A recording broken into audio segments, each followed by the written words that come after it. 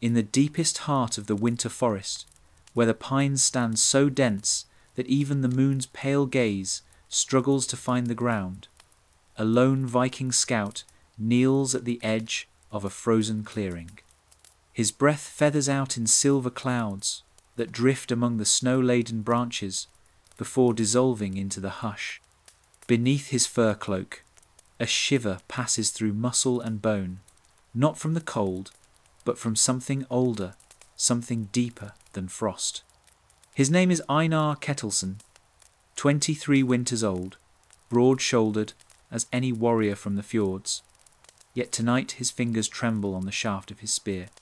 The wind sighs through the trees like a whisper from a tongue long stilled. Ahead of him, half buried beneath drifts of powdery snow, lies a circle of ancient stones, moss-slicked, black as iron in the moonlight. They jut from the earth like the teeth of a sleeping beast.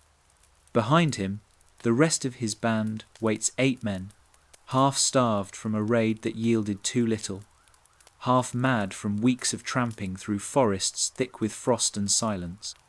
Their leader, Sigurd Hrafnason, stands with his axe across his shoulders, its edge catching stray moonlight like a wink from the gods. "Einar!" Sigurd calls, his voice carrying just enough threat to remind the men who holds the right to command. "What do you see?" Einar does not turn. His eyes are locked on the stones and on what lies between them.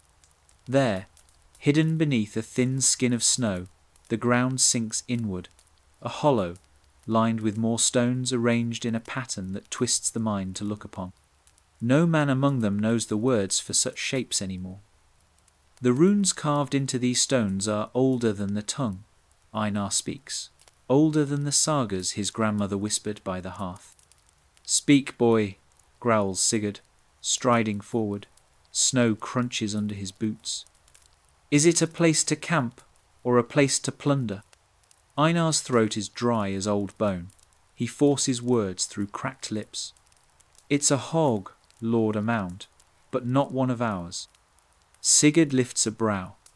His breath smells of sour ale and dried fish gone stale in his pack. "All mounds are ours, if the dead have no tongues to claim them." The others laugh harsh, brittle sounds that snap and die in the cold. But even the loudest of them, Kjartan the Red, grips his shield tighter, eyes flicking to the tree line, as if expecting those ancient stones to stand up and stride toward him. Einar says nothing. He thinks of his grandmother's voice. There are mounds a man may open, and mounds that should lie silent until the last horn is blown. He thinks of the sagas of draugr who slip from their graves to ride the wind at night, claws clotted with grave mould, eyes like lanterns in the dark. He thinks of the old stories where even a chieftain's sword could not bite a dead thing that would not stay dead. But Sigurd does not fear the old tales. He is hungry, and hunger is the sharpest blade of all. He shoves Einar aside, steps forward, and kicks snow from the edge of the hollow. Beneath, the ground is crusted with ice, yet a broken stone lies there cracked down the middle, revealing something black and soft beneath. A rotted plank of wood, a scrap of fur, bone. The men gather round, breath plumes mingle. Steam rises from their cloaks, damp with sweat from the march. For a heartbeat, none speak. The forest presses in, as if the pines themselves lean closer to hear what comes next. Then Sigurd grins, teeth flashing in his beard. A burial mound, and old enough that no kin guard it. Silver lies here, mark me, arm, rings, beads, perhaps a blade fit for a king's belt. The old tribes buried their wealth with their dead fools that they were. A murmur of agreement. The cold has gnawed their bellies hollow for weeks. They dream of silver, of furs they can trade for salted fish and honey mead when they find the coast again. Hunger drowns old fears for most, but not for Einar. He drops to one knee, scoops a handful of snow, and presses it to his lips as if the cold might cleanse the taste of dread. His eyes flick to the shadows beyond the clearing. Somewhere beyond sight, an owl calls 3 notes, soft and sharp as a knife drawn in the dark. He thinks of his mother's brother, a shipman who stole a ring from a grave when Einar was small. The man returned home hollow-eyed, muttering of pale hands that pulled at his beard in his sleep. He wasted away before the snow melted. Sigurd, Einar says, voice hoarse. This place, it's not ours. The runes, they're not ours. These stones are older than the jarls, older than the tales. Leave it, I beg you. Sigurd's grin widens. He spits on the stones. The spit freezes where it lands. I fear no shadows, boy. The dead keep no iron. He lifts his axe, turns to the men. Break it open. We take what we can carry, then we find the coast. The sea waits for no man. Boots stomp snow to frozen earth. Iron preys at stones, laid before any man among them was born. Einar does not move. He kneels there, spear useless in his hands, eyes wide to the night. In the trees, the wind stirs, but it does not feel like wind. It feels like a sigh breathed through old bones, like a promise unkept. A fear they wouldn't name. A mound that should never have been disturbed.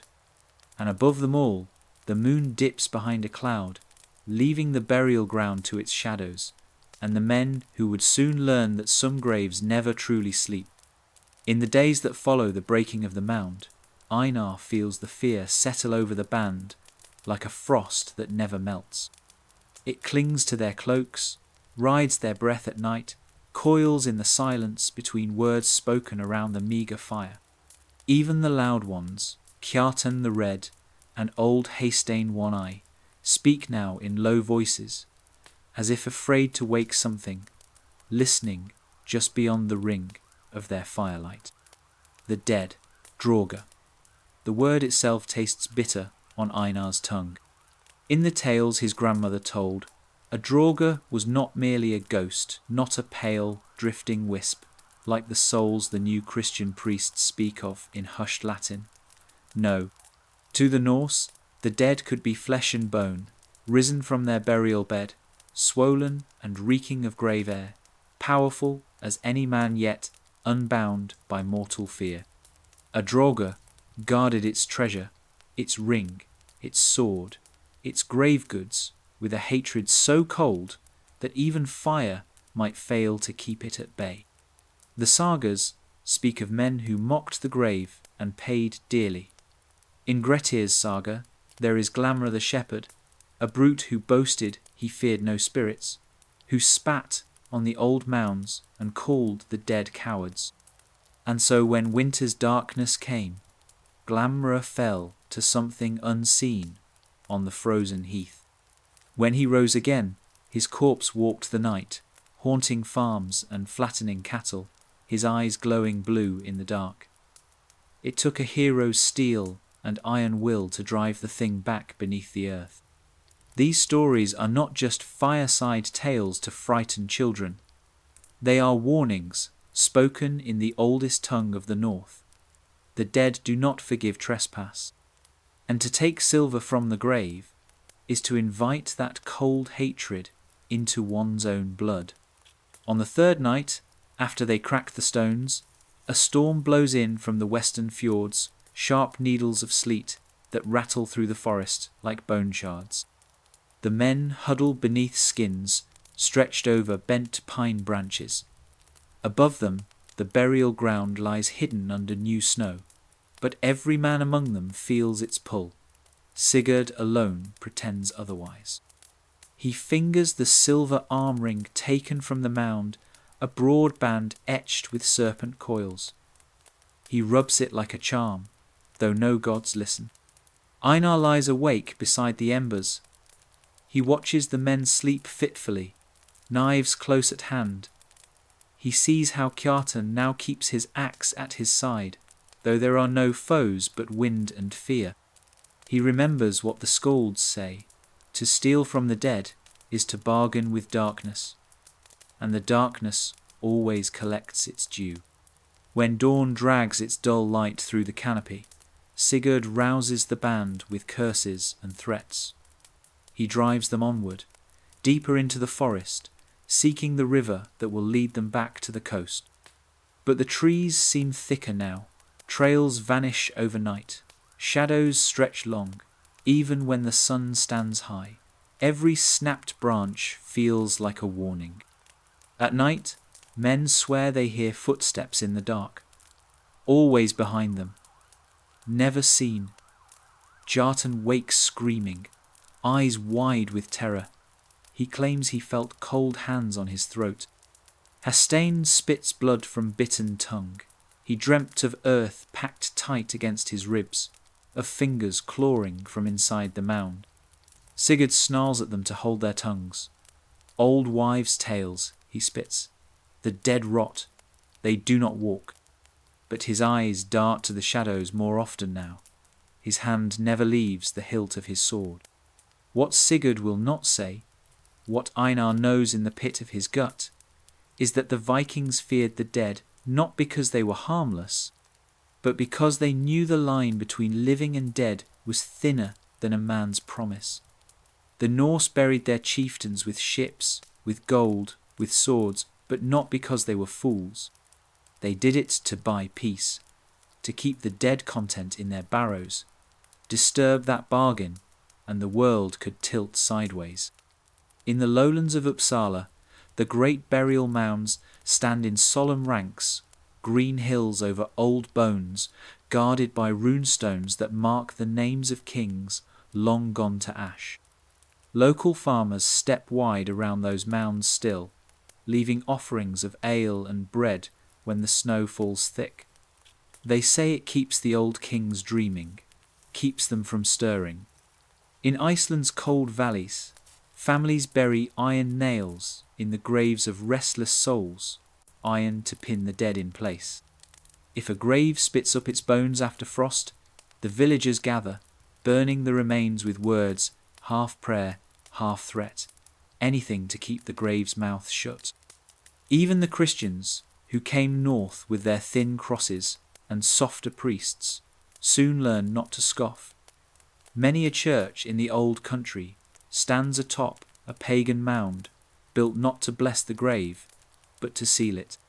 But Sigurd will not listen. The ring gleams on his wrist like a curse in daylight. His hunger blinds him to the weight of centuries pressed into the earth, and the men they follow because they must. Hunger is a cruel god, so they trudge on, eyes darting to the forest edge, where shapes shift like breath on glass. And Einar, poor Einar, knows that the fear has already taken root. The north is a land of the dead. It has always belonged to the dead. The living walk here only so long as they remember their place. And when they forget, when they break the stones and crack the seals, they learn that the old bargains were never truly broken, only sleeping, waiting. The snow falls heavier now, wet flakes that cling to fur and beard, softening the harsh edges of the forest. Beneath that pale shroud, the earth lies restless, or so the old ones would say. For to walk these lands, from Denmark's rolling meadows to Norway's jagged fjords, is to walk upon a map of graves.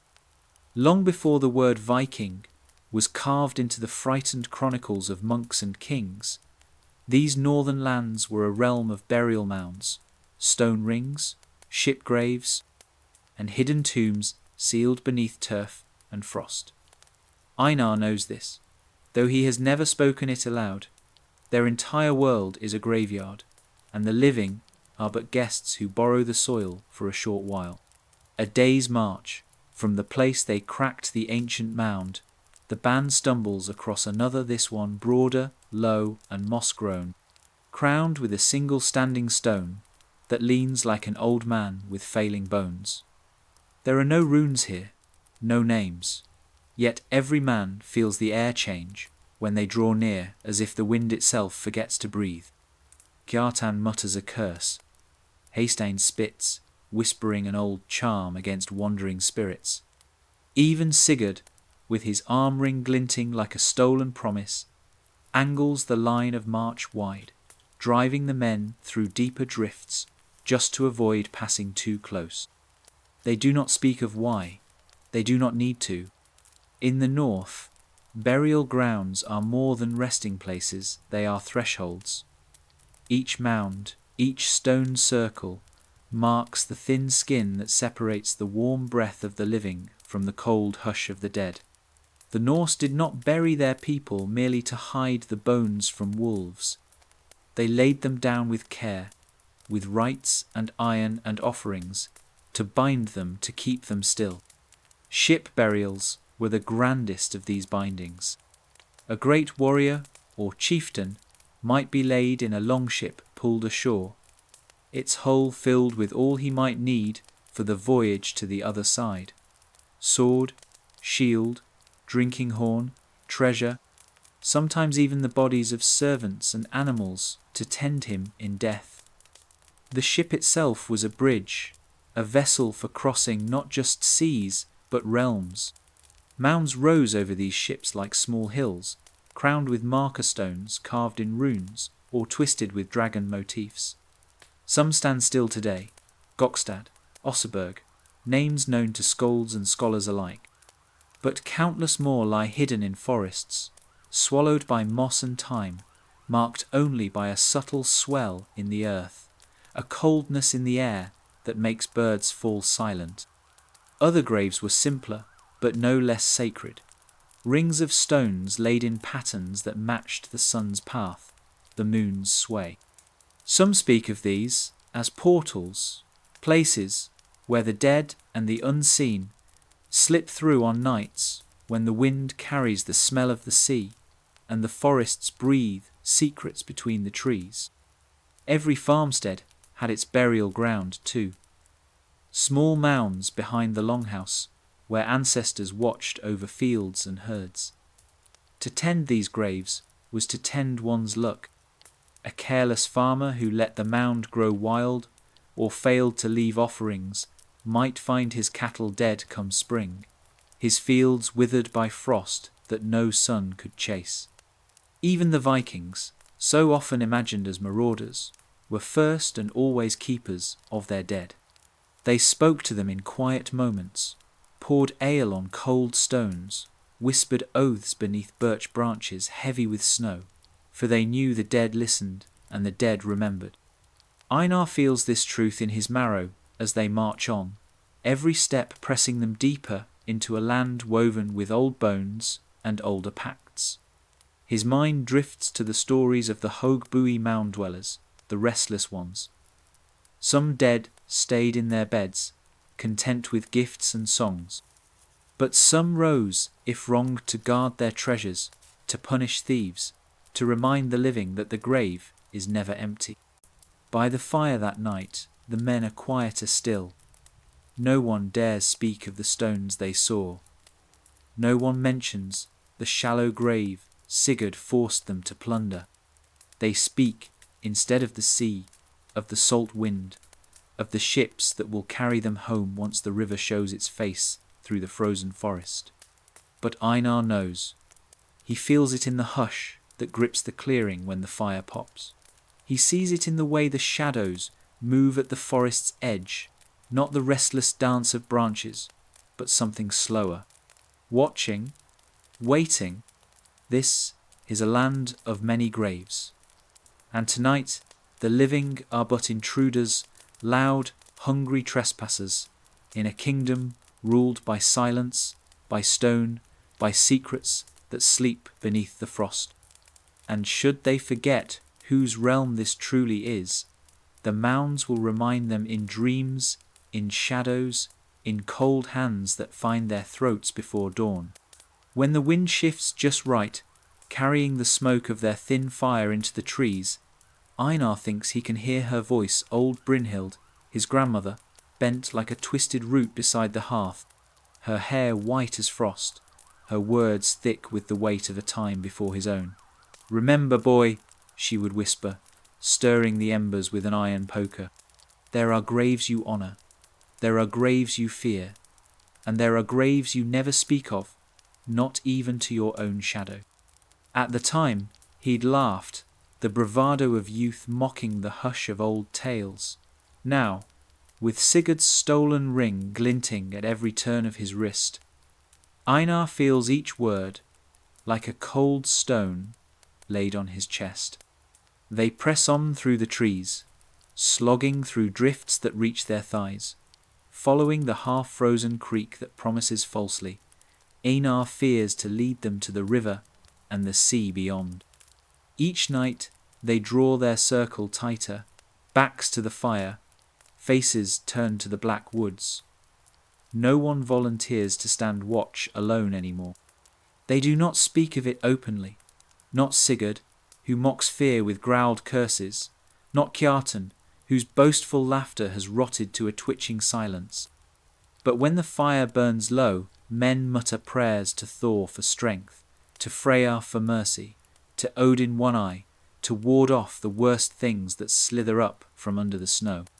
In those muttered oaths, Einar hears echoes of the old warnings, runes carved on standing stones at crossroads, half-buried markers in fields where ploughs have turned up bones more ancient than the farmhouse that stands nearby. Words that whisper, "Disturb not the resting, take not the gifts left for the next world. Spill no blood where the dead might drink it." The sagas are full of such warnings.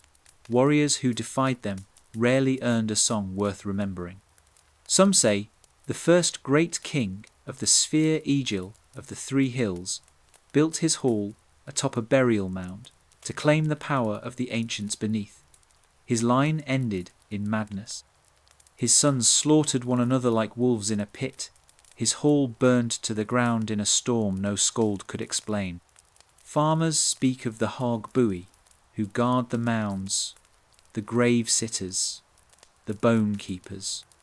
A man might see one at dusk, seated cross-legged atop his own burial hill, skin black with earth, hair crawling with frost. To meet its eyes was to dream of death for 9 nights. Few woke from the 10th. Even the Christians, for all their new God and Latin prayers, never dared tear down the oldest mounds. They raised their stave churches near them, not upon them timber walls pressed close enough to bless, but never to break the old pact. Some priests sprinkled holy water, carved crosses on ancient stones, but beneath the turf, the old bones lay undisturbed. Einar wonders if Sigurd knows any of this, truly knows it, in the marrow of his bones. The man laughs at the old ways, spits on the runes, calls himself Lord of Iron and Blood. But now he sleeps with one hand curled around the stolen ring, the other clutching his axe so tight that dawn finds his knuckles white. One night, as sleet rattles the skin strung overhead, Einar creeps from the circle of men and squats near the fire's dying glow. He draws a rune in the ash, a simple stave his grandmother taught him.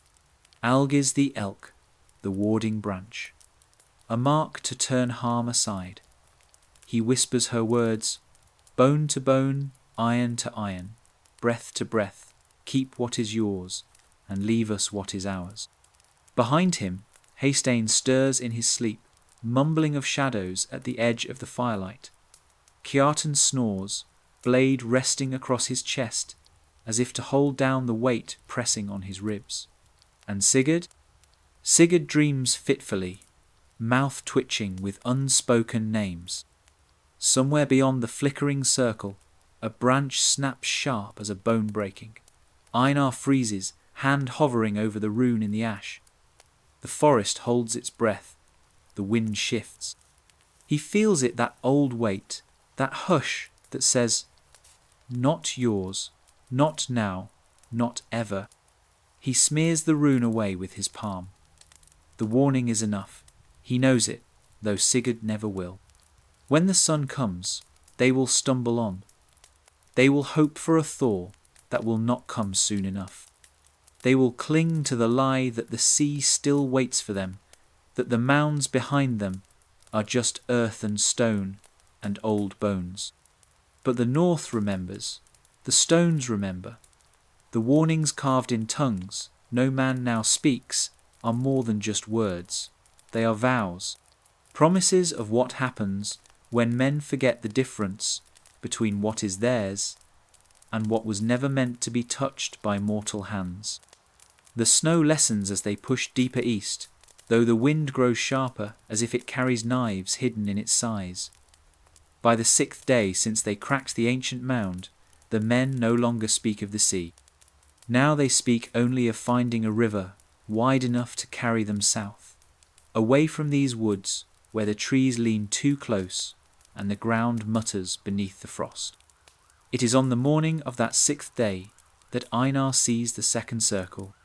They crest a low ridge, breath steaming in the half-light before dawn, and there it lies, a hollow where the snow falls thinner, as if the very earth drinks the sky's offerings before they settle. At the hollow's heart, stones, dozens of them, broad and flat, pocked with age and lichen. Some stand upright, like teeth. Others lie half buried in frost, arranged in a pattern that defies easy sense spirals within spirals, lines that break and resume without meaning the eye can hold.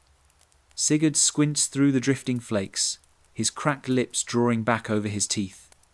"Another burial," he says, voice low. But even he does not step forward. Not yet. Einar knows, though, he cannot say how that this place is older than the mound they broke. Older than Sigurd's ancestors. Older, perhaps, than the tongue he thinks in. The shape of the stones reminds him of tales the elders spoke only once, when the hearth burned low and the children were meant to be asleep. A people forgotten. A tribe who named no kings, built no halls, left behind no runes that a skald could sing. They lived here long before the long ships cut the fjords, before Odin was carved into wooden idols with raven eyes. They built circles in clearings and fed the earth with flesh not in secret, but beneath the open sky, where stars turned overhead like the cold eyes of gods who did not care for prayers. No one remembers their name now. The sagas call them the hidden, the first ones, the pale people. Farmers at the edge of these woods still speak of them when the winter wind howls through the pine rafters. Don't stray where the stones stand watching. Don't cut wood where the ground swallows sound. Some places remember. Sigurd spits into the snow. Old fools, he mutters. All their stones, all their secrets, and now they feed the roots like any other corpse. But his hand drifts to the stolen ring again, turning it round his knuckle. Eyes fixed on the spirals, etched by stones no smith ever shaped. The other men stand in the hush, shifting their weight, glancing to the tree line. The woods here feel different, darker, though the sky grows pale. The pines lean inward, their boughs draped with wind-scoured ice like the tattered cloaks of the dead. Einar crouches at the edge of the hollow. He brushes snow from the nearest stone, expecting the old Norse runes, the familiar lines of Futhark that guard graves and bind oaths. But there are no runes. Instead, the surface bears pits and grooves, worn so smooth by centuries of wind and rain that their shapes blur when the eye tries to follow them. He runs a gloved finger along the pattern and feels something shift inside him. Not fear, exactly, but a memory that isn't his. A woman kneeling on frozen earth, chanting words that taste like iron and ash. A blade, bright in starlight, blood falling in slow drips onto stones that drink deep. He jerks his hand back. The wind sighs, heavy with cold that no fire can chase. Kjartan clears his throat, voice raw as bark stripped from a birch. "Best we go around, Lord. Leave this place be." But Sigurd's hunger is a snake coiled tight behind his ribs. He gestures at the stones. There's treasure buried here, older than the kings, older than the mounds we know. Silver, amber, blades from the east. It's waiting. Hastane shakes his head. It's waiting for us. Maybe, but not the way you think. They stand there, men hardened by salt, wind, and iron blades. Yet they feel like boys again, small and soft, before the weight of something that remembers when they did not yet exist. Einar's mind wanders to a tale his grandmother spoke only once, when the hearth flickered low and the storm clawed at the shutters. They were here when the world was young. They bled the stones, so the forest would not devour them whole. When they vanished, the forest remembered their bargain. Disturb it, and the forest remembers you. Beneath his boots, the frost cracks a sound like a whisper breaking. The stones seem to lean closer. A crow croaks from a branch overhead, a single harsh cry that echoes in the hush. Sigurd steps forward, half a stride closer to the circle's edge, then stops. The wind shifts. Somewhere in the tree line, a figure stands, or seems to. The men squint, peering through drifting flakes. For an instant, they see what looks like a man tall, draped in furs blacker than the forest's shadow, face lost in the swirl of snow. Then the wind gusts, and the figure is gone. Or was it ever there at all? Einar's heart drums in his ears. He knows what the stones say, though he cannot read their lines. Not yours, not now, not ever. He turns to Sigurd. Leave it, Lord, please. Sigurd stares at the spirals, at the snow swirling in eddies between the ancient stones. He does not answer. Behind him, the men stand frozen, as if the earth itself has seized their boots. Somewhere deep beneath that clearing, beneath the frost and the black soil, the past sleeps, but not peacefully, and the forest remembers. When the Vikings first pushed inland from the coast, they thought the forest would be their refuge, a place to hide from rival bands, to butcher stray deer, to warm themselves by fires hidden under ancient pines until the fjords thawed enough to carry them home. They carried the same iron certainty that had served them at sea. Steel was king, courage was coin, fear was for weaker men. But these woods did not care for steel, nor courage, nor the little gods whose names they carved on their shields. They had entered a domain that belonged to older laws. The sun was just a pale smear when Sigurd ordered the men to make camp near the forbidden stones. They found no clearing wide enough for comfort, so they chopped down saplings at the hollow's edge, each thud of the axe echoing too far, too loud, like a drumbeat meant for something else's ears. Einar watched the chips fly from a young pine, sap bleeding, bright as fresh blood. He wanted to speak to say that cutting wood so near the stones was unwise, that even children knew better than to wake old roots where the dead might listen. But his tongue felt heavy, his mouth dry with the taste of ash.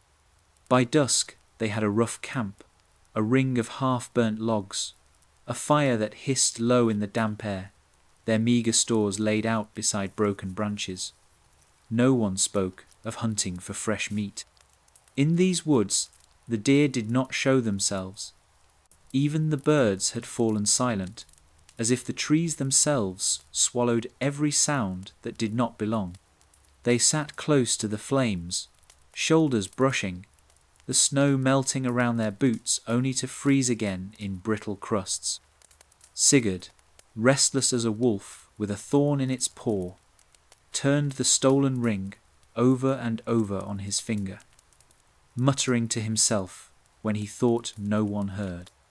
The others whispered of safer places, the coastline, the islands that waited beyond the forest's cold wall. Another day's march, Kjartan rasped, staring at the stones, and we'll reach the river. Then we'll trade the ring for a place on a ship's deck, warm ale, salt fish. But none of them truly believed it. The river might as well be the edge of the world. The burial ground behind them pulled at their thoughts like a bone hook under the skin. When darkness fell thick as pitch, Einar dozed against his spear, drifting in and out of shallow dreams. In those moments, he saw the stones as they once were, not weathered lumps half swallowed by snow, but black pillars set upright in perfect circles. Torches flickered between them. Shadows moved like dancers, some cloaked, some bare to the waist, skin daubed with ash and red ochre. Voices rose in a tongue Einar did not know, chanting words that made his teeth ache in his sleep. He woke to silence, broken only by the crackle of the fire and the hush of wind threading through the pines. He blinked at the shapes of the men hunched around the dying embers. All seemed still until he noticed Haystain's eyes wide open, staring past Einar's shoulder into the black. Einar turned. At first he saw only the woods, branches shivering under frost. Then he saw the faintest glow like moonlight caught on something that moved between the trees. A figure stood there, tall, still. Its shape cloaked in fur or shadow, Einar could not tell. Its face hidden behind what might have been a hood or simply the night itself. It did not move forward, did not flee. It only stood watching. A hiss of breath beside him. Kjartan saw it too now. His hand crept toward his axe, knuckles pale. "Sigurd," he rasped, his voice barely more than a reed in the wind. Sigurd looked up, eyes bloodshot from sleepless muttering. He squinted into the dark, saw the shape, and for the first time since they broke the mound, a flicker of doubt crossed his face. "Who's there?" he barked, forcing his voice to carry. No answer, only the hiss of wind. Sigurd rose, fists clenched around the haft of his axe. He stepped beyond the fire's reach, boots sinking into snow that creaked like old bones under his weight. "Speak," he shouted, "or step aside." The figure did neither. For a heartbeat, the flames behind Sigurd guttered low, and Einar swore he saw not one shape but three, pale outlines drifting behind the first, half hidden by the black.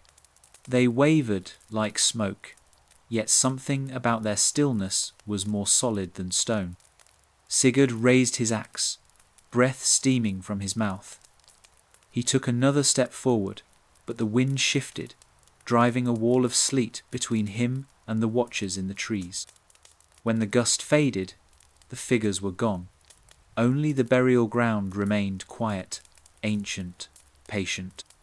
Sigurd lowered his axe, his shoulders rigid with anger he could not name. He turned back to the fire, eyes flicking to Einar. "Foxes in the dark," he spat, "nothing more." But Einar saw the tremor in his hand as he pushed the stolen ring higher on his finger.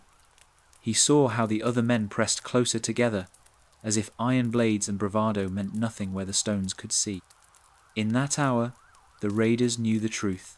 They were not alone. They never had been. The forest watched them. The ground beneath them remembered.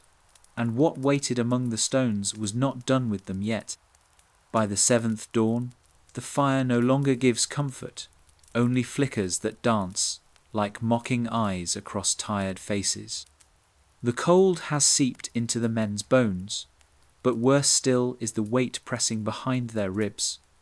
A knowing that this forest does not want them here, that the ground beneath their boots remembers every step they take. They break camp without speaking. Einar shoulders his pack, the straps stiff with frozen sweat. He glances once more at the hollow of stones. Overnight, the snow has drifted into the spiral lines, softening the sharp edges, but the pattern remains a snare, laid across time itself. They march until dusk through woods that seem to shift behind them.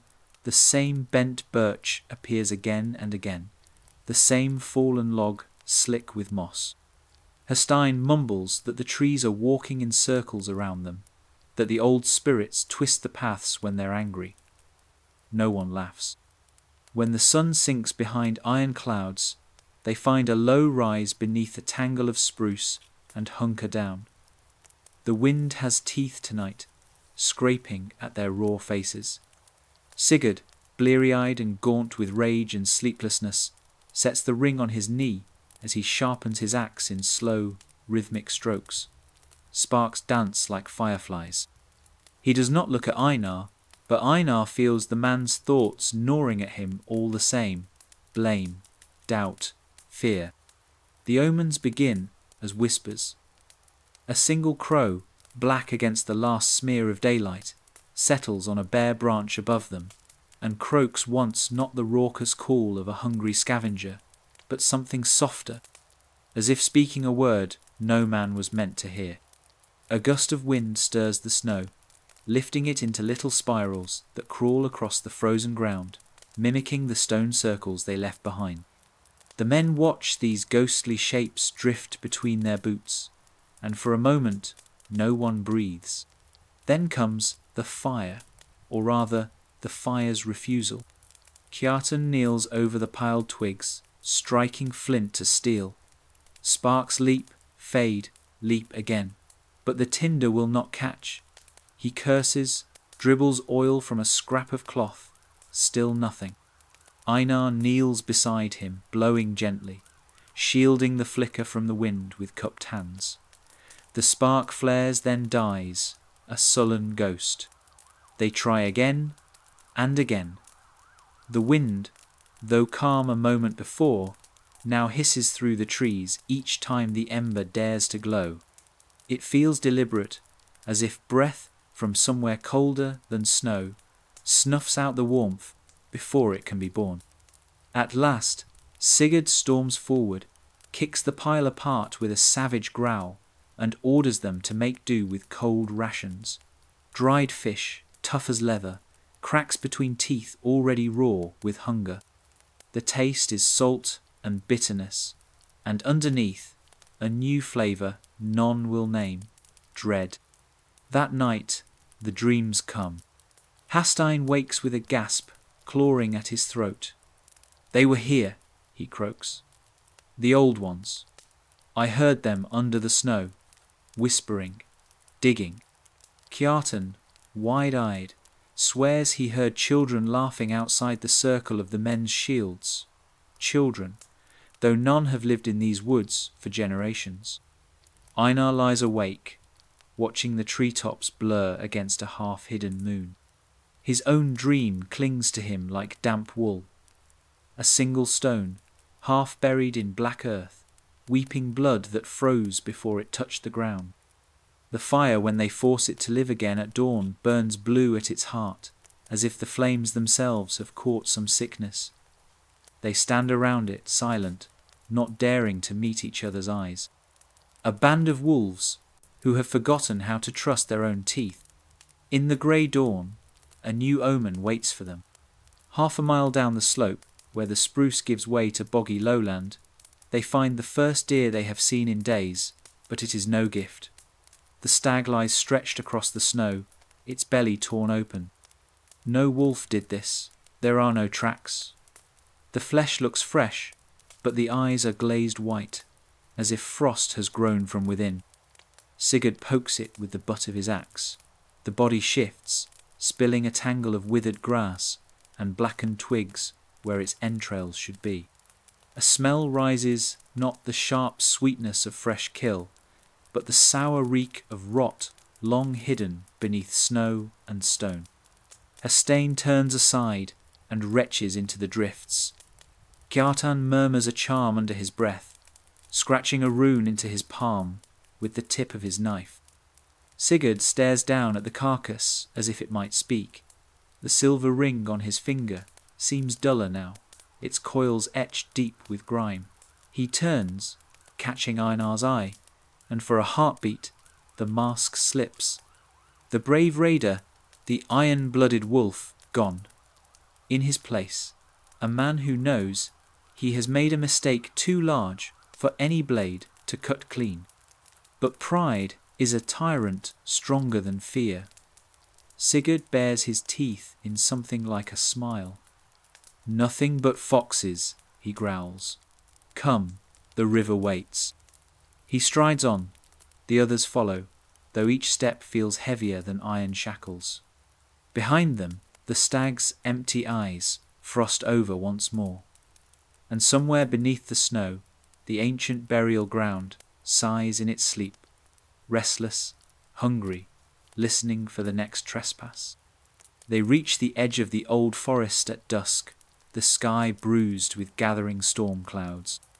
Ahead, through the skeletal birch and tangled underbrush, they glimpse what they have hunted for these desperate days. A rise of bare earth, crowned with blackened stones, not one, but many, half swallowed by the land.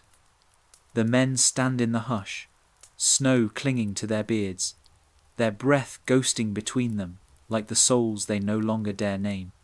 Sigurd stares at the largest mound, its slope crusted with frost. A faint hush rides the wind, like words half buried in the growl of approaching snow. He tightens his grip on his axe, knuckles bone-white around the haft. His silver ring, the ring that should never have left the first grave, flashes dull and cold in the dying light. Einar wants to beg. He feels the words knotting behind his teeth. Leave it. Turn back. No more graves. But the plea withers when he sees Sigurd's eyes black pits of hunger and pride that will not yield. They trudge forward, boots crunching across brittle drifts that break like old bones under a butcher's knife. The mound's slope is slick, the grass beneath the snow yellowed and dry, as if life itself abandoned this patch of earth centuries ago. At the foot of the mound stands a stone waist high, thick with lichen, its surface carved deep with runes that no one alive can fully read. The lines twist and cross like tangled roots, a ward that once warned men with stronger sense to keep their blades and greed at bay. Sigurd kneels by the stone. His gloved hand brushes away snow and moss, tracing the carved spiral at its centre. He spits into the hollow at its base, a mark of scorn. Old magic for old fools, he snarls, loud enough for the silent forest to hear. No grave keeps its silver from me. The men stand behind him in a ragged line, 8 wolves, pretending they are still a pack. Einar watches them shift, watches the way Halfdan grips his spear so tight it creaks under his palms. The way Kjartan glances over his shoulder at the tree line, eyes squinting for shapes that should not be there. Sigurd gestures with his axe. Dig, he commands. No one moves. Dig, he repeats, his voice a blade drawn across soft flesh. So they do. Einar drops to his knees in the snow beside Halfdan. They stab at the frozen turf with knives and axes, breath-ragged clouds in the blue-dark dusk. Each clump of earth they pry free seems heavier than the last, as if the mound itself resists, dragging at their blades like an old man clinging to his secrets. When they strike the first planks black, swollen with centuries of damp, the wind rises from nowhere, whipping their cloaks against their shoulders. The pines at the clearing's edge hiss like teeth scraped along stone. Beneath the splintered wood lie the bones pale and long, stacked neat as firewood. Iron bands circle the forearms, pinning the ancient dead in place, just as Einar's grandmother told in tales meant to keep children honest. Bind them tight so they do not wake. Seal them with iron so they do not walk. Sigurd sees only the glint of dull silver among the ribs of brooch, its spiral arms coiled around a cracked disc of jet. With a grunt he reaches down, fingers closing around the treasure. The instant his skin touches the relic, the wind dies, not fading, but stopping all at once, a hush so sudden it feels like a world forgetting how to breathe. The men hold their breath. The forest listens. Then, from the hollow where the bones lie, split open to the sky, comes a smell. Not the simple sour of decay, but something deeper, wet earth, iron, a sweetness that curls behind the eyes, like wood smoke laced with blood. Kjartan recoils, mumbling a prayer to Odin that falls from his lips like a stone dropped in a well. Halfdan edges back, eyes darting to the trees, as if expecting the darkness between trunks to spit forth claws or teeth. Sigurd rises with the brooch clutched in his fist. "See," he says, his voice brittle with triumph. "Silver for the hungry, enough for all if you've the guts to take it." No one answers. The forest answers for them, a whisper of branches overhead, the hush of snow sifting down from boughs that never seem to break under the weight. Somewhere far off, a wolf cries one note that slices the hush like a blade through silk. Einar swallows. He sees it clear, as runes cut in stone. This is no gift freely given. This is a door cracked wide enough to let something through. Yet still they gather the scraps. They find beads that crumble to powder in their palms, tarnished knife blades that break under a careless boot, iron that rusted before their grandfathers were born. A meagre hoard, yet each piece lifted carries with it the hush of old anger. When they have taken all they can, Sigurd seals the stolen brooch in his pack, hidden alongside the first ring. He does not speak of the smell that clings to his hands, iron and ash, and the sweetness of something that will not die. They cover the broken grave with loose earth, careless as a butcher's apron. They leave the stones half buried, the runes half mocked. And as they shoulder their packs and stumble into the deepening dusk, the forest closes behind them, whispering secrets through the frost-bitten needles of ancient pines. Somewhere beneath that churned-up earth, a promise cracks like ice underfoot, a vow made when the world was young that the dead do not forgive. By the time they make camp again, the men's boots are caked with mud, turned to brittle frost, their breath ragged, faces hollowed by hunger, and a dread none will name aloud. They squat in a clearing beneath leaning firs, the fire flickering low as if it too fears to burn too bright.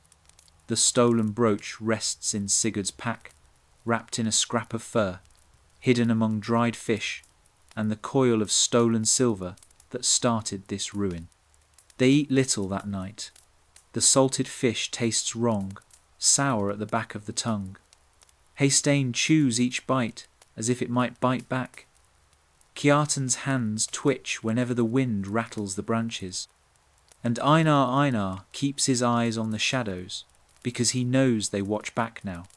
In the hush between gusts, a sound comes faint at first, like wet cloth dragged through old snow. Einar stiffens. His spear lies across his knees. He dares not reach for it too quickly, lest the fear show on his face. Sigurd does not hear it. He stares into the flame, turning the silver ring on his finger until the skin beneath it chafes raw. He mutters to himself boasts and threats tangled together, prayers that mock and beg in the same broken breath. Then the sound comes again closer, a dragging, a scrape. Kjartan flinches, dropping the scrap of fish from his numb fingers. Haystein grips his blade tight enough to draw blood from his palm. They listen. The forest holds its breath. Beyond the reach of firelight, the dark is thick as wool. The snow hushes every footstep, every branch snap, yet beneath that hush creeps a heavier silence. Not the silence of sleep, but the silence of something waking where it never should. Einar sees it first a shape, low to the ground, hunched between the trees. At first it could be a deer, some starved beast crawling through the drifts. But then it moves closer, and the fire's glow catches a gleam of pale, not fur, not hide, but something like bone beneath skin, gone grey with centuries. A face, if it can be called, that lifts into the flicker of firelight. Hollow sockets stare back. A ragged scrap of hair clings to a skull that should have stayed beneath soil and stone. Its mouth gapes, a pit where no sound belongs. Kjartan shoves backward, crashing into Haystein, who curses under his breath. Sigurd jerks upright, snatching his axe from the snow. He forces his voice into a roar. "Back, beast, back to your hole." But the thing does not flinch. It drags one twisted arm across the snow, an arm bound in iron, the shackle still clamped around a wrist, rotted to sinew and splintered bone. The same iron they found in the grave, hammered shut to bind the dead tight in their sleep. The draugr, a word Einar feels, rather than thinks, moves another step closer, fleshless fingers scraping the frozen crust. Its chest heaves with no breath. From its open mouth comes not a howl, but a low, wet rasp like earth turned inside out. Hastane swings his spear forward, blade trembling. "Sigurd, what did you do?" His voice breaks in a crack of frost. Sigurd snarls, stepping ahead of the fire's edge, axe raised. "Steel kills what breathes and what crawls. Stand, dogs." But the men do not stand. Their courage pools like meltwater in spring, gone before they can taste it. Einar alone finds his voice, though it scrapes his throat raw. "Steel won't bind it," he hisses. "Iron did once you broke its seal." The draugr lunges. It does not move like a man.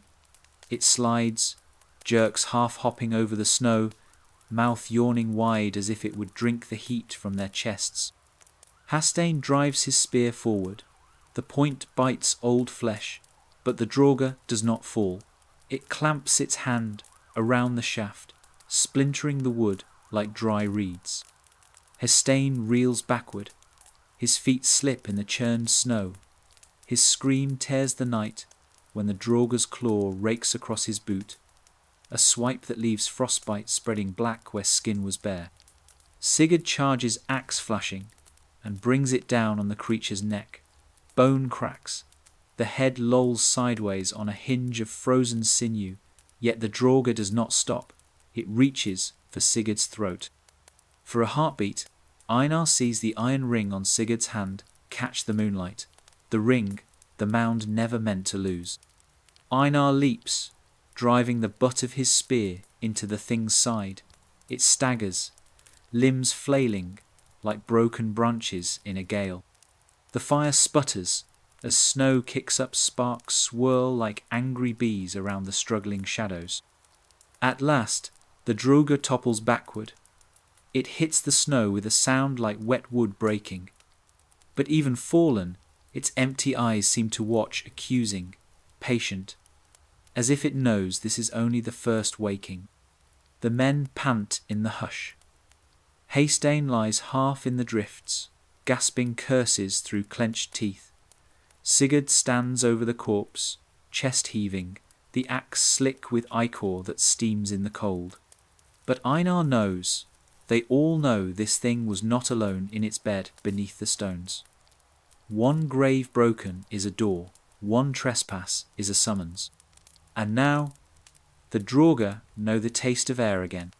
The draugr's carcass lies half sunken in the churned snow, steam rising where its foul essence spills into the cold. The men stand around it, blades out, but no one dares touch it again. The wind hushes through the firs overhead, and though no one speaks it, they all feel it. The woods are listening. Hastane's boot is blackening where the creature raked his flesh. He tries to stand, but the cold has bitten deep, poisoning him from the foot upward. He curses Sigurd under his breath, voice thick with hate and fear. "You brought this, that ring, that grave, you." Sigurd rounds on him, teeth bared. "Quiet, you think fear will feed you, or save you." He lifts the brooch from his pack, gripping it like a ward, though its spiral etchings gleam now like an open eye rather than any blessing. No one answers him. Einar kneels beside Hastane, tearing a strip from his own cloak to wrap the ruined foot. The flesh beneath feels wrong spongy, cold as river ice. Hastane's eyes flutter like a dying deer's. Einar can feel it too. The cold in this wound is no simple frost. It is the grave's chill, a draugr's kiss, carried under skin. Kjartan steps away from the fire, staring into the woods. The snow between the trees seems deeper than it should be, shifting in drifts that move without wind. He whispers, "They're watching. More of them."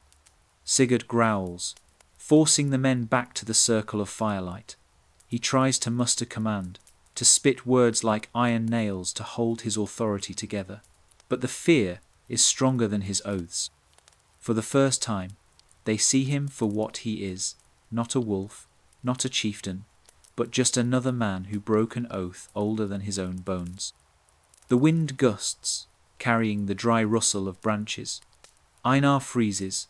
Among the crack of settling snow, he hears it another scrape, another dragging sound, distant but closer than it should be. A figure flickers between the trunks, then another. Thin, stooped shapes that sway like reeds but do not break, hollow eyes catching stray gleams of fire. The forest shifts, shadows crawling, closing. Panic breaks the way ice cracks in a thaw. Haystein tries to stand, teeth chattering so hard he can't form words. Kjartan bolts for the trees, blade drawn, eyes rolling white. Sigurd lunges to grab him, misses. Kjartan's boots crunch away through the drifts, crashing branches in his blind flight. "Hold the line!" Sigurd roars, but his voice is just wind now. No shield wall here, only scattered prey. Einar grips his spear, his mind a swirl of prayers and half-remembered charms. Iron binds the restless, salt seals the mouth. Fire cleanses the broken oath, but they have no salt, only ash and fear. Kjartan's scream tears through the trees, high, thin, then cut off like a rope snapped mid-hang. Silence follows. Then the sound returns scraping, closer now. Snow stirs in eddies around the fire, as if something unseen circles them. Hastein's breath rattles in his throat. His eyes roll to Einar, wide and pleading. "Do not let it take me. Burn me, boy. Burn." The words snap off as a shadow brushes the fire's edge, a shape that should not be standing, swaying with that same jerk and lurch that marks it as neither beast nor man. Sigurd swings his axe wildly. Sparks fly as the blade misses, biting into a log instead. Einar drags Hastein back, the wounded man crying out in pain that steams in the frozen dark. Behind them, the snow churns shapes rise from the drifts, jaws wide in silent screams. The fire pops spitting sparks into the hush. Einar knows what they must do. He rips the brooch from Sigurd's stunned grip, throws it into the flames. The silver spirals catch firelight, then blacken, cracking in the heat. The forest howls wind or voice, none can say. For a breath, the shadows recoil, flinching from the blaze. Einar shouts over the roaring wind, "Feed the fire, now." Sigurd hesitates, but the fear has cracked even his stubborn will. He snatches branches, old scraps of packwood, shoves them into the flames. Sparks flare. The draugr shapes fade back into the tree line, but they do not flee. They stand in the dark, watching, waiting for the light to gutter and the foolish living to weaken. And so the men sit, backs pressed together, eyes darting to every flicker beyond the blaze. They toss anything that burns into the flames, rags, broken shafts, bits of dried fish. All night the fire must not die. Somewhere in that circle of flickering warmth, Sigurd curls around the ring on his finger, the first theft that started this doom. His knuckles are white, but his eyes are darker, still knowing now there is no trade, no gift, no prayer that can buy back what he stole. The night drags on, a vigil held in fear and ash. They are no longer raiders now. They are trespassers, cornered by the cold dead who remember what belongs to them. And the draugr wait, patient as the grave that birthed them. Dawn finds the fire burned low, ringed by a circle of blackened snow and wide, wild eyes. The men have not slept, not really. When the flames flickered low, they tossed in anything that would burn. A splintered shield, the shaft of a spear, even the scraps of Sigurd's fine cloak, anything to keep the shadows at bay. But dawn brings no warmth, only a bitter grey that does not chase the dark from between the trees. The draugr shapes have slipped back into the forest, but every man knows they have not gone far. Their tracks, drag marks, clawed furrows, circle the clearing, like wolves testing a herd. Haystane lies on a makeshift litter, his leg wrapped in scraps of fur already black with rot. He breathes in shallow rattles. Every exhale smells of earth turned under a plough, old soil, old death. Sigurd paces, boots crunching the icy crust. He clutches the silver ring on his finger like a talisman, but it is no blessing now. It is the chain that binds them all to the grave they broke open. He curses Einar for tossing the brooch into the fire, curses Hastein for being weak, curses Kjartan for fleeing and not returning at all. Einar sits by the embers, shoulders hunched, head heavy with the taste of old tales he wishes he had never heard. The air around him hums with a truth he can't bury. Iron and blood are nothing here. Here, the old pacts rule.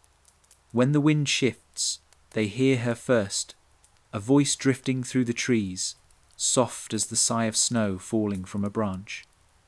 Einar stiffens, Sigurd snarls, thinking it a trick.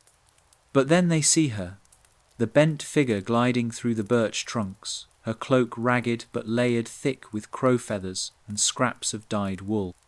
She carries a staff carved with runes so worn, the wood itself seems to whisper.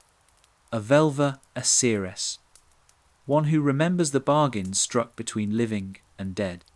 The men tense, blades half drawn. But the old woman does not flinch. She stops at the edge of the clearing, lifts her staff, and strikes it 3 times on the frozen earth. The sound echoes a knocking on a door none of them can see. Einar bows his head without meaning to. Even Sigurd feels the pull of her presence, a hush falling over his rage like snow-smothering embers. Who disturbs the deep sleep? The velva croaks, her voice dry as pine bark. Her eyes, pale as river ice, flick from man to man, then fix on the ring clenched tight in Sigurd's fist. He bristles, trying to stand taller, to wear his pride like armour. Old woman, begone, we owe you nothing. The velva's thin lips crack into a smile not kind, but knowing. You owe nothing to me, son of Hrafn, but you stand on soil that remembers its debts. She points her staff at the ring. That band bound an oath when the sun was young. You broke it. Now the dead come to take their due. Sigurd spits into the snow. They are worms and dust, my steel. Your steel is wind to them. The velva's words snap through the hush like a wolf's bark. Did your fathers teach you nothing? Iron binds, it does not free. Once opened, a grave's mouth does not shut again on steel alone. Hastein groans on the litter. The velva's gaze shifts to him, softening for a heartbeat, as if she sees the boy he was before the spear, before the grave's chill took his bones. She kneels beside him, touches his brow with a thumb blackened by ash. Her lips move a whisper. Einar strains to catch. Ash to ash, sleep to sleep. When she rises, her eyes find Einar. You know the old tongue, she says, as if it is not a question. You know what binds. Einar swallows. His mouth tastes of soot and fear. The seal, he says hoarsely. Iron in flesh, stone unbroken. Salt for the mouth, fire for the path.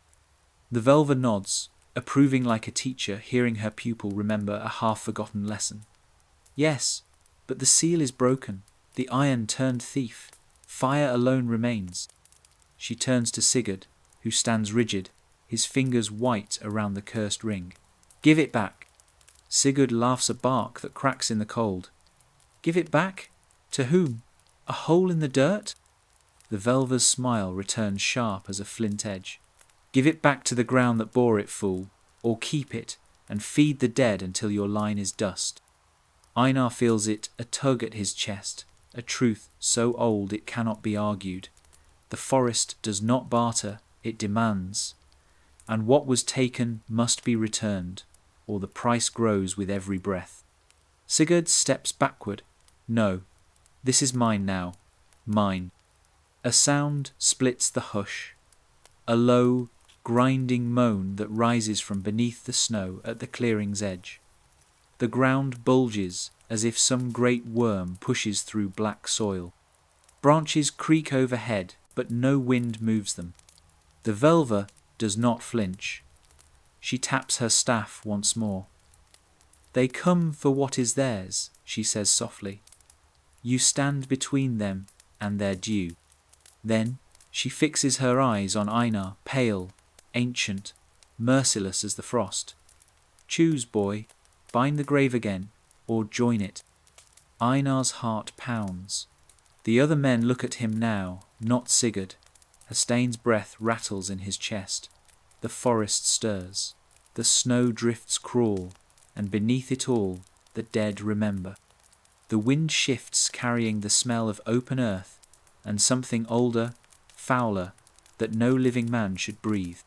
The fire sputters low, crackling as if it too knows it stands between the living and whatever waits, just beyond the ring of half-buried stones. Hastein's breath comes in ragged gasps. His eyes flick from the Velva to Einar, pupils blown wide like a dying horse's. Beneath the dirty wrappings, the black frostbite creeps up his leg, veins traced in a spider's web of bruised purple. His lips are cracked, tongue thick with fever. Burn it, he rasps. Please, Einar, don't let it in. But it is in. Einar sees it now. The chill that began with the draugr's touch has seeped into the blood itself. The grave's claim cannot be cut away like a festering wound. It coils through bone and marrow. Haystein coughs, spits a clot of blood onto the snow. The steam rising from it has a stink like turned soil and old iron. Sigurd paces the clearing's edge, every footstep snapping frozen twigs. He clutches the silver ring so tight his knuckles crack. His eyes flick to the Velva, to Einar, to the circle of watching shadows beyond the fire. He'll live, Sigurd growls, voice hoarse with a lie he can no longer taste. When we reach the river, there is no river, Hastein gasps, a thin smile pulling at his split lips. You know it, we're already inside it. The Velva stands just outside the ring of embers, staff braced in the snow. The wind toys with her feathered cloak, but her thin face is stone. You carry their hunger inside you now, she murmurs. Each breath feeds them. She lifts her staff and draws a rune in the air. The shape flickers in the drifting smoke, a crooked branch splitting in two, alges. The old rune for protection, but protection given too late, is only a grave marker. Behind them, the forest shifts. A shape moves between the birch trunks, tall, stooped, dragging a length of broken chain that clinks softly like a distant bell. Another lurches behind it, bent backward at the hips, head dangling on a neck too long. Their eyes are holes that drink the firelight. They come without sound, save for the hiss of snow crushed under their rotting feet. Kjartan's scream echoes in Einar's head, but Kjartan is gone now, claimed in the dark hours before dawn, when the draugr dragged him down among the roots. The shape wearing what was once Kjartan's fur cloak stumbles behind the others. Its mouth gapes wide as if to laugh, but the throat bubbles with frozen blood. Einar turns to Sigurd. Give it back, he pleads, voice cracked with exhaustion. The ring, bury it, bind the grave again. Sigurd bares his teeth, a wolf forced to the last corner of its den. No, if I bury it, we have nothing. We die cold, empty. You will die, the Velva says softly, eyes fixed on him. But empty or not is yours to choose. The draugr come closer, drifting in that broken, halting way, not walking to the living, but through the space between what lives and what should not.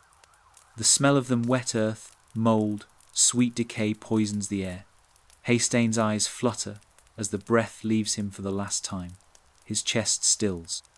His fingers curl tight around Einar's wrist, then loosen as if released by something that never asked permission. The black spreads beneath the fur wrappings. Frost creeps outward from the corpse, hungry, seeking fresh skin. Einar jerks his hand away. He knows the tales. When a corpse carries the draugr's mark, it does not lie still. He seizes a half-burned log from the fire, jabs it hard against Haystein's leg. The stink of burning flesh curls up, gagging the others, but the black frost recoils, hissing where the flame bites it clean.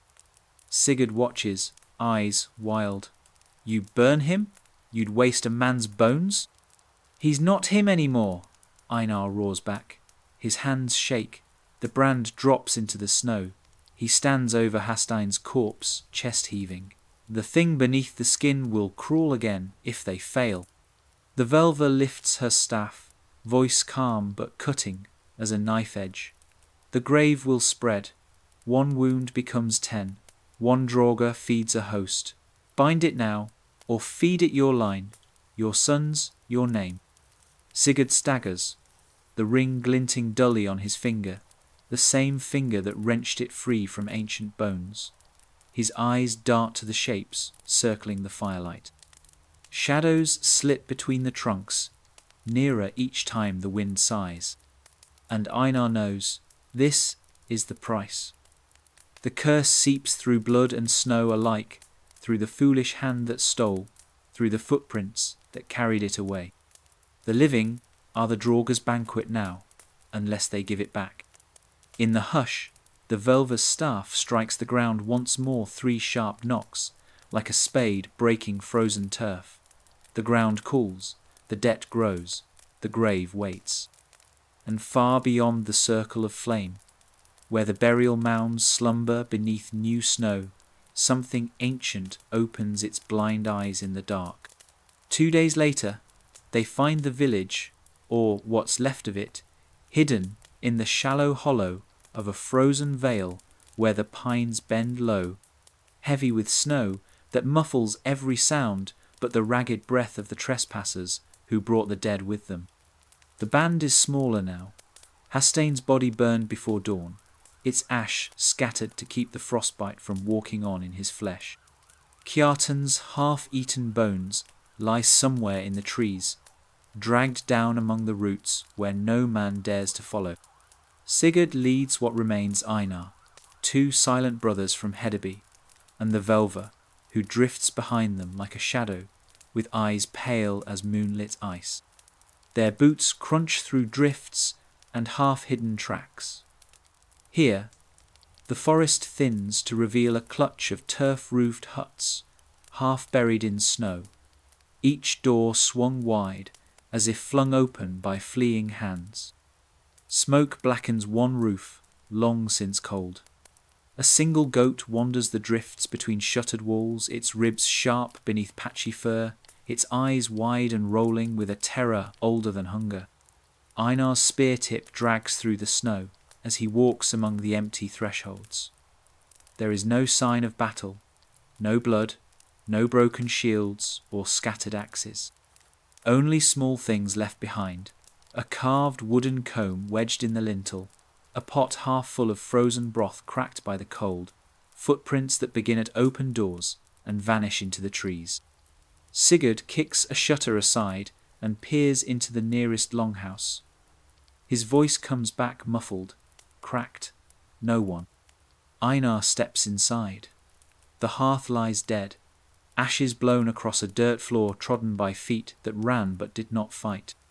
On a low bench, a fur cloak still drapes a child's sleeping mat, but there is no child, only the hollow where warmth once lay.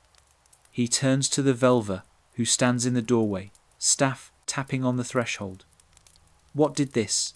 Einar asks, but he knows. He feels it under his boots, humming up from the frozen soil like an echo of the grave's breath. She does not look at him when she answers. Her eyes roam the dark corners as if expecting them to speak. The dead grow restless when the living forget how to close the door. The sickness walks on their feet. It whispers from shadows. The village fled because it smelled the grave following you. Outside, Sigurd stands in the clearing, turning in slow circles, his eyes twitching at every whisper of wind. The silver ring on his hand looks dull now, crusted with grime and sweat. Einar watches him clench it tight, knuckles white, as if he can strangle the curse by force alone. A shout snaps the hush. One of the Hedeby brothers calls from behind the farthest hut. Einar and the Völva move to join him. There, just beyond the last roof, where the trees claw at the clearing, lies a rough trail footprints, stamped deep into the crusted snow, each one frozen solid. The prints lead into the trees, but they do not all point away. Some come back. Einar kneels to touch one. It crumbles under his fingertips. Not the soft collapse of loose snow, but the brittle shatter of something wrong, like a grave mound thawed then frozen again. Among the tracks lies a bundle, a child's toy, whittled from driftwood and stained with old berry juice. Its thin arm broken at the joint, like a bone snapped for marrow. Beside it, a patch of snow lies dark, not red with fresh blood, but slick with something older, like brine turned to pitch. Flies cluster there, even in the heart of winter. The Völva's breath hisses between her teeth. They did not flee fast enough, she says. Some stayed to pray, to bind their doors with pine branches and charms old rites against the restless. But the grave listens for fear. It finds the soft places. One of the brothers backs away, muttering a prayer to the White Christ, half-remembered words meant for village priests far to the south. His eyes flick to the pines, to the black gaps between the trunks. Sigurd does not pray. He stomps forward, rips the broken toy from the snow, and hurls it into the trees. They ran because they are cowards, he snarls. They could have fought, given us shelter, food. Einar rounds on him. They knew what you brought. They smelled it. You left the door open, and the sickness followed you here. The Völva steps between them, her staff pressing against Sigurd's chest.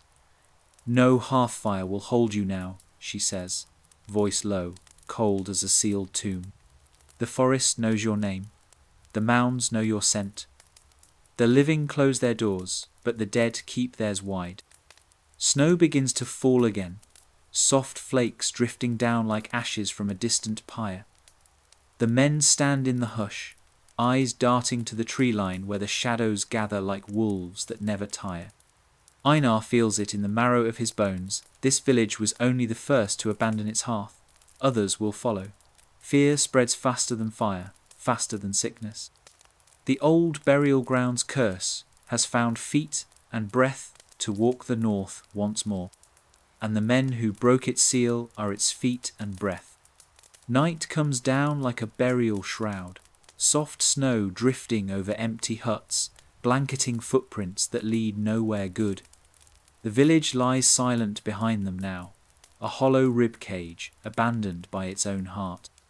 The men press deeper into the forest, following Sigurd's barked orders, though no one believes he commands anything anymore. Not the fire, not the fear, not even himself. They drag a travois behind them, lashed from a broken door and stripped branches. It carries what little remains worth carrying: their cloaks, a skin of stale ale, the last scraps of dried fish, Hestain's ashes in a leather pouch, slung at Einar's side. The Völva walks ahead of them all, her staff tapping frozen earth, as if each strike counts the steps back to the place they must return. By moonrise, they reach a clearing where the forest opens just enough to show the sky-cold stars wheeling overhead, indifferent as ever to the fools crawling under their light. Here they stop, not because it is safe, but because there is nowhere else that is. Sigurd drops to his knees by a felled log. He stares at his hands, at the silver ring biting into swollen flesh. He turns it once, twice, again and again, each twist tighter, as if the metal itself might strangle his guilt before it spills through his cracked voice. Einar squats across from him, spear laid flat on his thighs. He says nothing. The Velva crouches in the snow nearby, humming a low tune old as frost, older than steel. For a long time, only the wind speaks between them. Then Sigurd lifts his head. In the half-light his face looks carved from bone all angles and shadows, the flesh beneath his eyes bruised purple where sleep has fled him for days. When he speaks, the words tumble out raw, no blade left to hone them sharp. I did it for the crew, for the clan, for the name. If there's no silver, there's no share, no ships come spring, no kin fed when the sea stays iron. His fingers claw at the ring, tugging, twisting. It will not come free. Einar watches him in silence. He thinks of Sigurd at the start, standing tall on the beachhead, axe across his broad shoulders, voice brimming with boasts that cracked the cold wide open. A man who feared nothing because he believed fear itself could be buried under iron and fire. Now that same man bows his head to the snow, as if the forest were a throne before which even chieftains must kneel. The Velva leans forward, her shadow long in the fire's flicker. Do you see them now? She whispers. The ones who walk behind you? Each step you took from that mound chained them to your heels. Sigurd's eyes shine with wet that the cold will not let fall. His voice splits the hush, softer than the trees sigh. I hear them, in my dreams, under the snow. I wake, and they are still whispering. He shoves his hand toward Einar, the ring clenched tight around purpled knuckles. Take it, cut it free, bury it, seal it. Einar hesitates. The silver glints like a serpent's eye. He knows the old ways. A binding broken must be sealed by the one who broke it, or the price remains. Yet here sits Sigurd, hand trembling, ready to beg another to do what his pride cannot. You know that won't free you, Einar says, voice raw as pine bark. It only sends it back. The mound still wants your breath to warm its stones. Sigurd laughs a thin, broken bark that curls into a sob. Then let it take this worthless breath, so the rest walk free. He draws his axe not to swing, but to offer its edge to Einar. His shoulders slump. A wolf turned mutt before the grave it mocked. The Velva rises, staff tapping the snow by his knee. Words bind, and words unbind, she intones. Do you yield what you stole? Sigurd bows his head. The words scrape through his teeth like splinters. I yield it. Einar lifts the axe, its blade blackened from too many fires. He meets Sigurd's gaze, a final flicker of the old iron, the man who braved a burial ground and thought himself king of the dead. Then he brings the haft down not to sever flesh, but to break bone enough to free the ring. A crack like splitting kindling echoes into the hush. Sigurd's breath hitches. Blood beads in the snow, steaming as it sinks through white. The ring lies in Einar's palm now, cold, heavy, older than their fathers' fathers' fathers. The Velva cups it in her gnarled hand, lifting it toward the dark where the trees breathe and listen. Come dawn, she says, voice steady as the grave. We take it home, and behind them the forest sighs a whisper, like a promise. One debt paid, the rest waits. The clearing holds its breath in the hour before dawn, when the frost is sharpest, and the dead draw closest to the warmth that living blood hoards in desperate flesh. Around the guttering fire, the last embers spit orange sparks that drift up into the pine boughs, like tiny souls seeking any sky that might take them. Sigurd lies slumped against the log where Einar broke the bone to free the ring. His hand is bound with scraps of cloak. The blood steams softly where it seeps through the rough weave, freezing at the edges. He does not sleep. His eyes stay open, not watching the men huddled near, nor the Velva's silent vigil, but fixed on something no fire can hold at bay.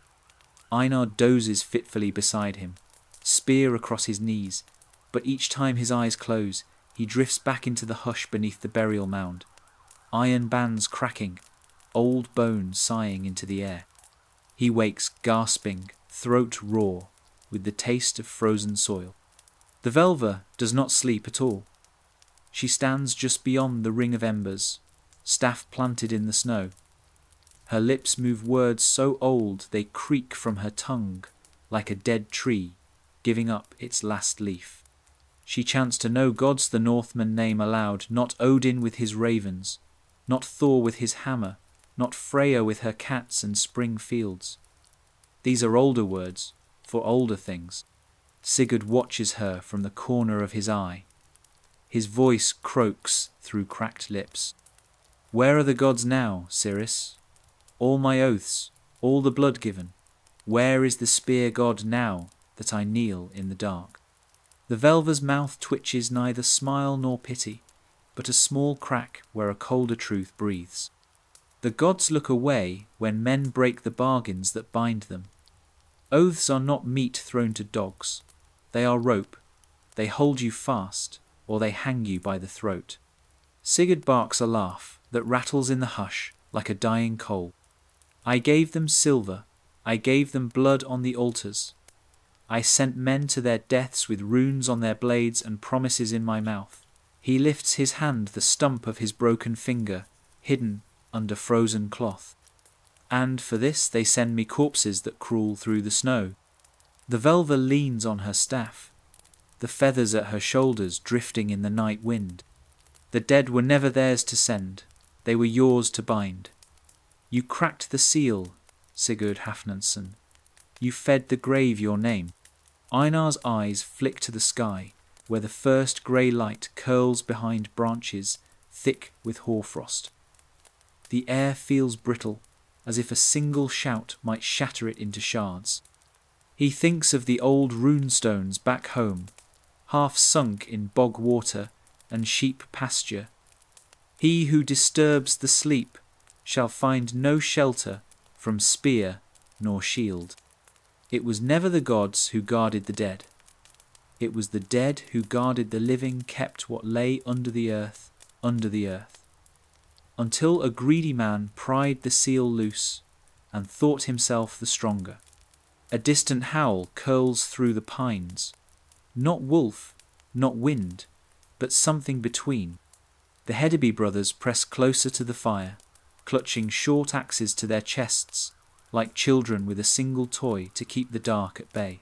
One mumbles a Latin prayer, picked up from a missionary's broken tongue years ago. The words hang limp in the hush. The snow underfoot does not care for foreign creeds. Sigurd licks his lips. Will they take me? Will they leave the rest if I give myself to the mound? The Velva's eyes flick to the ring, now wrapped in linen, blackened with his blood. She holds it close, her fingers trembling only slightly in the cold. One debt paid does not buy forgiveness, she says. It buys time. The forest is patient, more patient than your heartbeat. She lifts the ring to Sigurd's brow, touches the cold metal to his skin. He flinches like a beast stung by a hornet. If you truly yield, the earth will know. If you lie, the earth will know faster. Sigurd does not speak.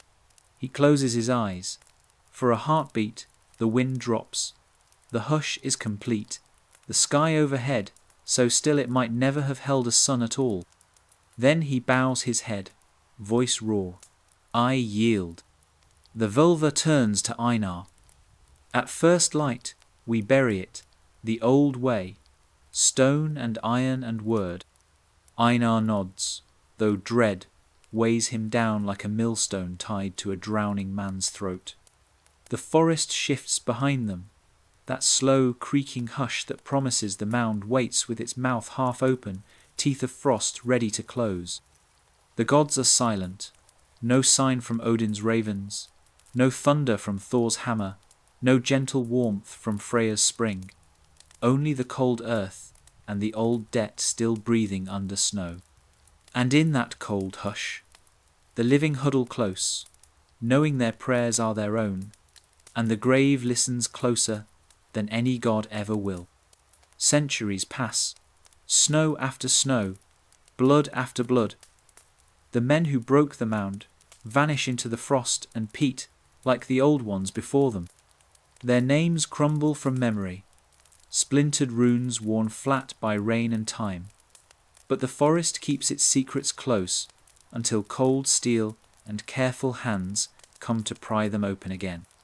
In the far north, on the lip of a pine-shadowed ridge, where the sun barely clears the horizon even at high summer, modern spades scrape away the moss that has grown thick as a burial shroud. A team of archaeologists, wrapped in bright coats and plastic gloves, kneels among stone circles, half sunk into the peaty soil. Their words flutter like startled birds in the still air, Danish, English, soft exclamations that echo the same shock the old raiders must have felt when they cracked the earth's skin and found what should not have been found. A camera clicks. A small drone hums overhead, mapping lines in the dirt that no eye has traced in 1,000 years. Beneath a layer of roots and frost lie bones too many for one grave. Long bones bundled tight, skulls stacked in rows, iron bands rusted through but unmistakable.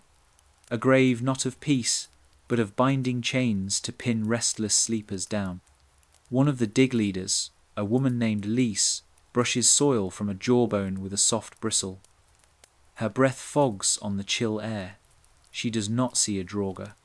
She sees carbon dates, isotopes, the tantalizing whisper of migration routes that might rewrite what her colleagues believe about who these people were.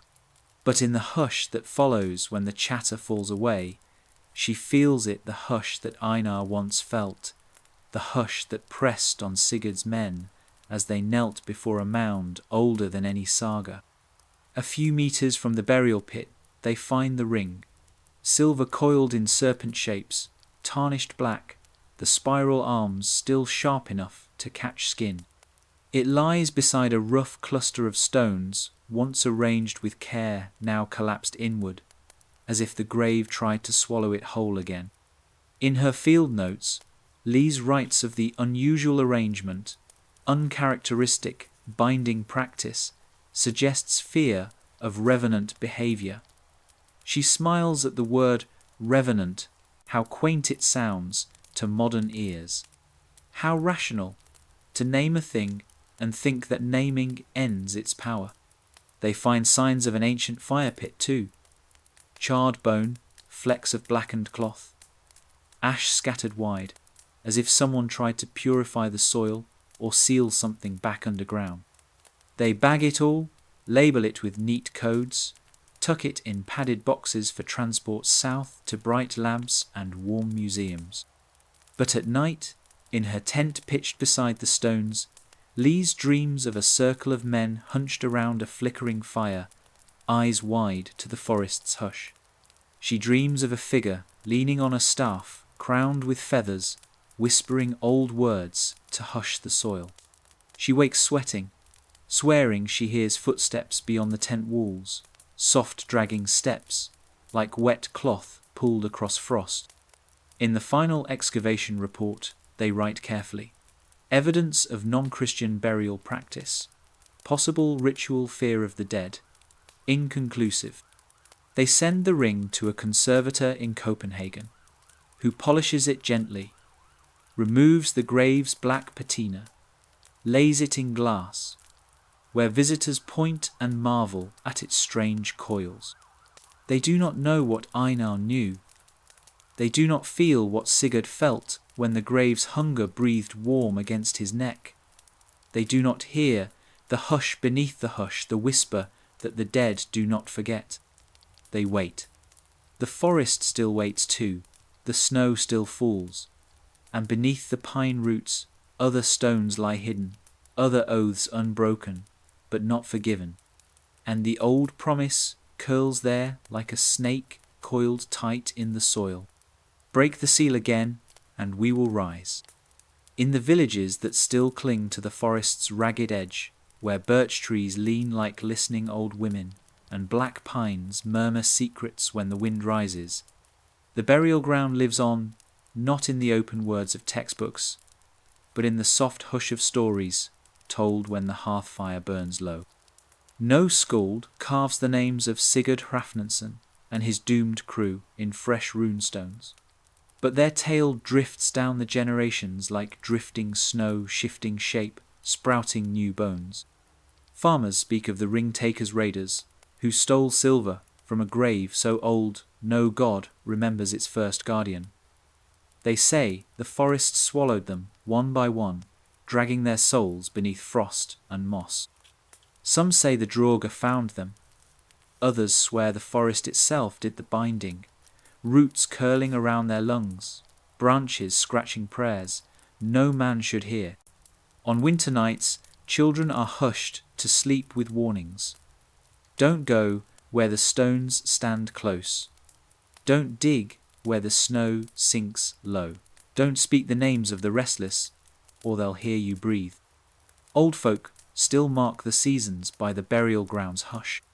When the nights stretch longest midwinter, when the sun barely lifts its tired head, they leave offerings at the edge of the old grove.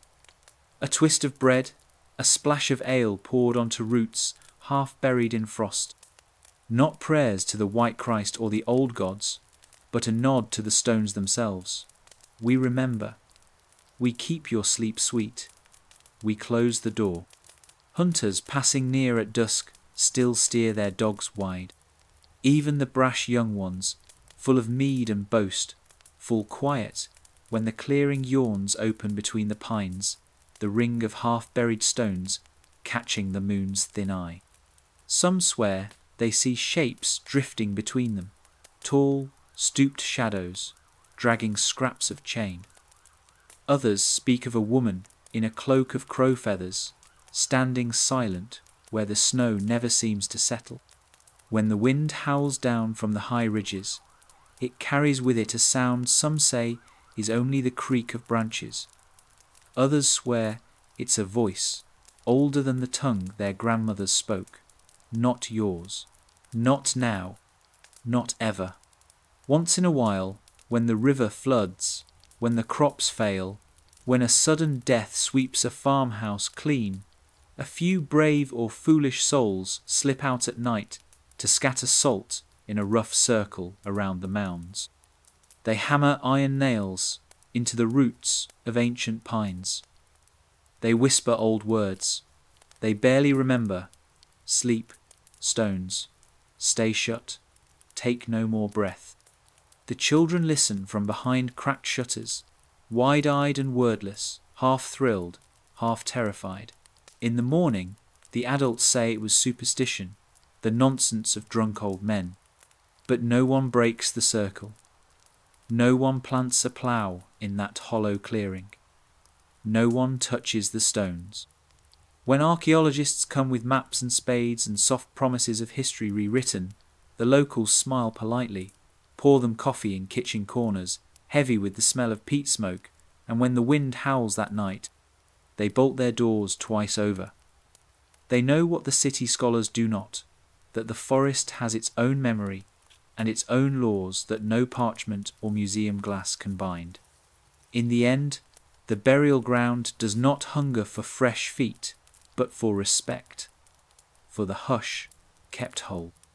And so long as the folk who live in its shadow remember that truth, the draugr stay silent, the stones hold their breath, and the forest's black mouth stays closed for now.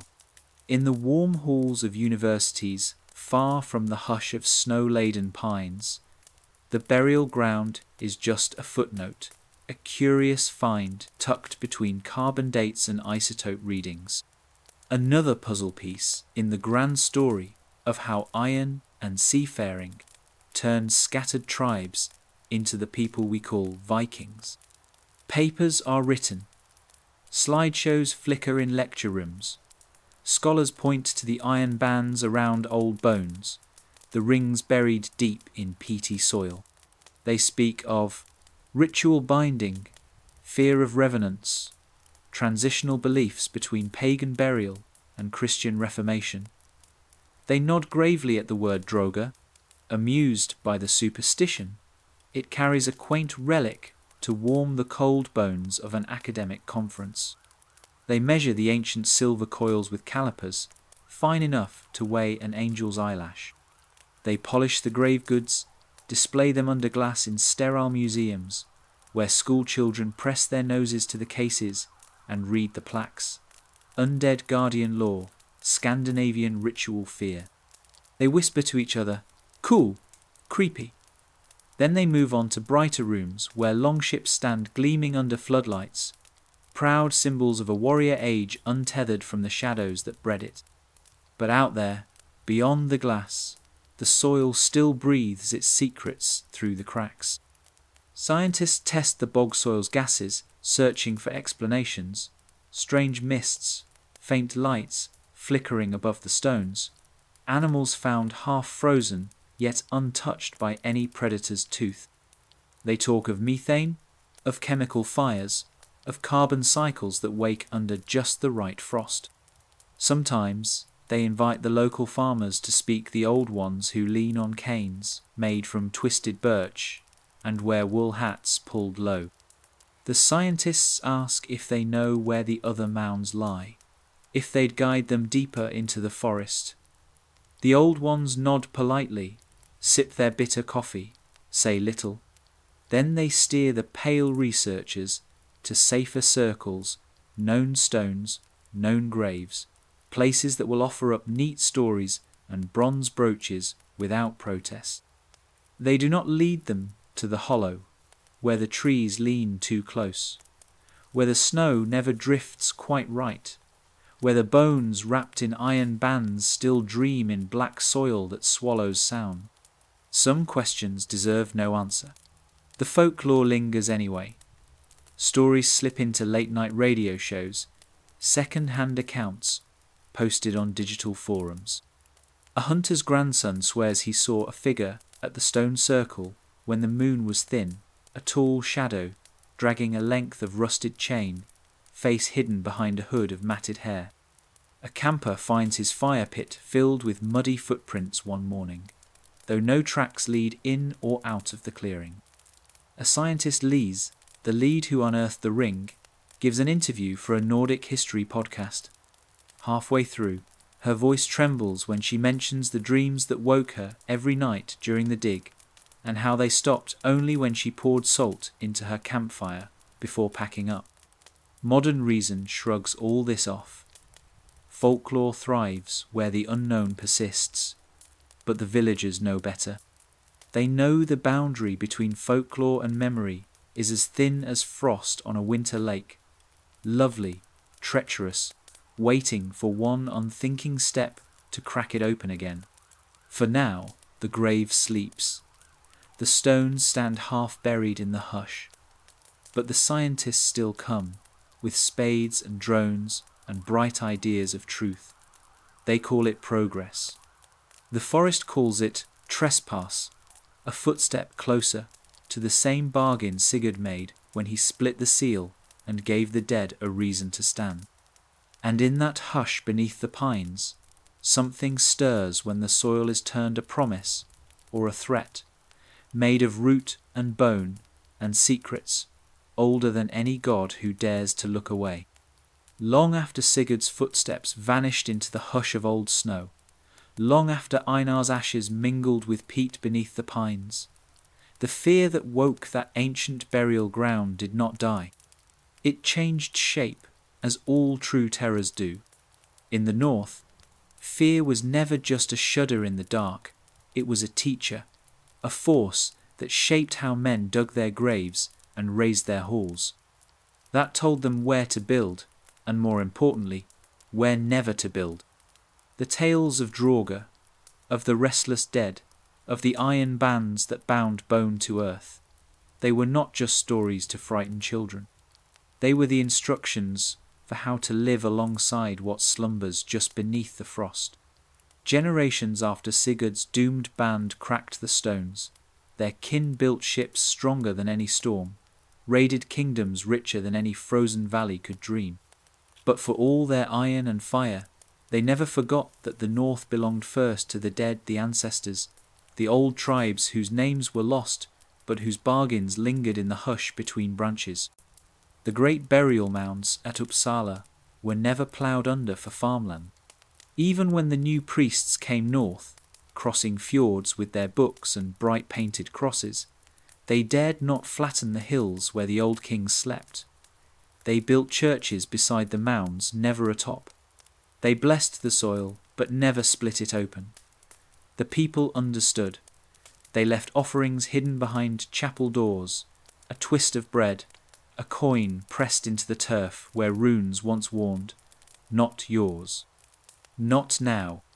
Even as faith shifted from Odin's ravens to the white Christ's nailed hands, the fear endured in new shapes. Farm folk hammered iron nails into coffins to pin the dead still. They turned the shoes backward on the corpse to confuse the spirit should it rise to wander. They buried scythes beneath threshold stones, blades turned edge out to slice anything that might crawl back through the family door. What had begun in the hush of a single broken mound spilled outward into laws unwritten but ironclad. Respect the mound. Bind the grave. Do not take what the dead keep close. And so the North learned a lesson carved deeper than any rune, that the land remembers, that bones hold grudges, that silver taken from the wrong soil costs more than any hoard can repay. Centuries later, when old tales flicker on cracked hearths in lonely farmhouses, when children hush each other with whispers about the burial ground where no deer grazes, no hunter tracks, they do not laugh too loudly. They know fear is not an enemy here, but a ward. It keeps the door shut. Modern folk write it off as folk horror, a quaint echo of primitive superstition. But the farmers still plough wide around the mounds. They step careful when the frost cracks deep at midnight. They say a quiet word to stones that wear no names. Because once a greedy hand cracked the seal. Once the dead remembered how to stand, and every footprint left in that haunted snow taught the living this truth. Respect is a shield. Arrogance is a door. And the North, cold, patient, merciless, never forgets which man chooses which. At the edge of the world, where the pine roots tangle in black earth and the wind carries the hush of 1,000 winters, the ancient burial ground still waits. Half hidden under drifting snow, half exposed where moss creeps over splintered stones, it breathes without breath, dreams without sleep. Generations come and go. Villages rise, burn, and fade into new names carved on wooden signs. Roads creep closer, then vanish under storms that bury all good intentions beneath white drifts. In summer, hunters pass wide around the hollow where the stones lean inward like conspirators whispering. In winter, the snow seals the place tight, as if the forest itself remembers how to bind the grave when men forget. Sometimes, when the sky turns iron before dawn and the birch trunks creak like old bones settling, a lone figure stands at the edge of that ring, a farmer's son sent to scatter salt. An old woman in a crow-feather cloak who hums words older than runes. They do not linger, they do not dig. They bow their heads to the hush and leave their offerings. A twist of bread, a handful of ash, a promise made to keep the door closed another season longer. And beneath the stones, beneath root and frost, and the weight of all those fearful prayers, the grave waits. Not angry, only certain, for the North does not rage when men forget. It simply remembers, patient as a frozen sea, certain as iron sunk in bog water. The modern world hums and flickers just beyond the tree-lined roads that churn mud in spring, streetlights that stain the sky with orange haze. But here, where the hush lies thick and the wind still carries the scent of old secrets, the stones keep their vigil. A warning written in granite and moss: not yours, not now, not ever. One day, perhaps, another foolish hand will pry at the earth. Another bright blade will split what should have stayed whole. And the draugr, bound by oaths, carved into bone and sealed with iron long rusted away, will open their blind eyes once more to taste the warmth they were promised they would never feel again. Until then, the burial ground stands silent, half forgotten, half feared, kept alive not by the silver hidden beneath, but by the hush that slips from mother to child, from elder to young hunter, from story to trembling hearth. In that hush lives the truest lesson the Vikings ever carried from frost to fire, that the dead keep their bargains better than the living, and that some stones stand not to mark what lies beneath, but to warn what still waits above. And so the stones stand, and so they remember, and so they wait.